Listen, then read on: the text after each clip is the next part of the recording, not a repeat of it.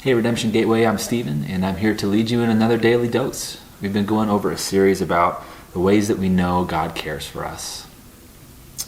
When I was a kid, every Friday night we'd go to eat at our favorite pizza place, my family and I, and on our way, we would pass by this old dilapidated house. And this thing looked like it had been hit by a meteor. I mean, the roof was caved in and the walls were crumbling, and it was surrounded by this chain link fence that was separating it from the rest of the world with a big sign that said condemned. So I looked it up, and to condemn means to officially declare something to be unfit for use.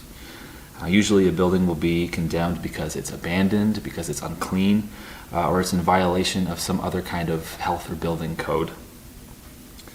And I don't know about you, but I have the tendency to condemn myself. It's usually because of something that I've done wrong, or something that I should have done that I didn't do.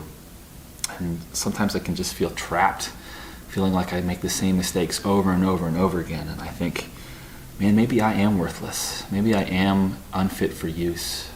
Now, how could God love me when I have all this crap and baggage in my heart and my life?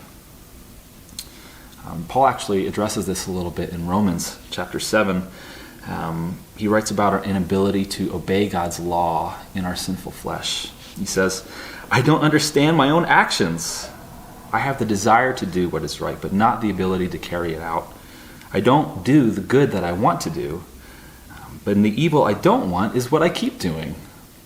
That sounds just like the way I feel.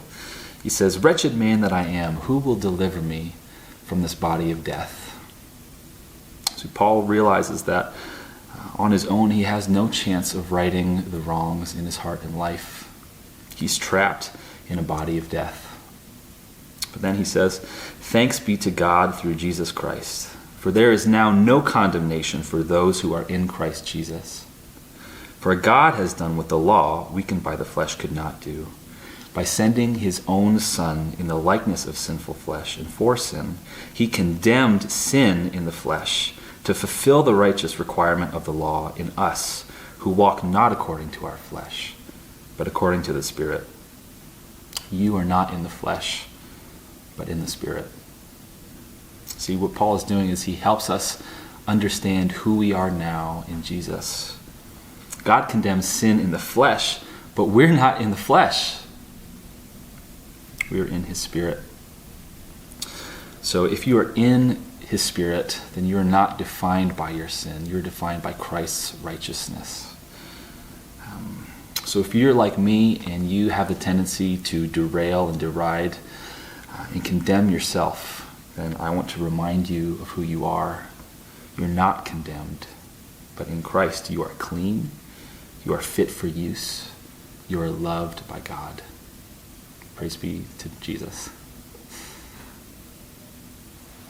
Right.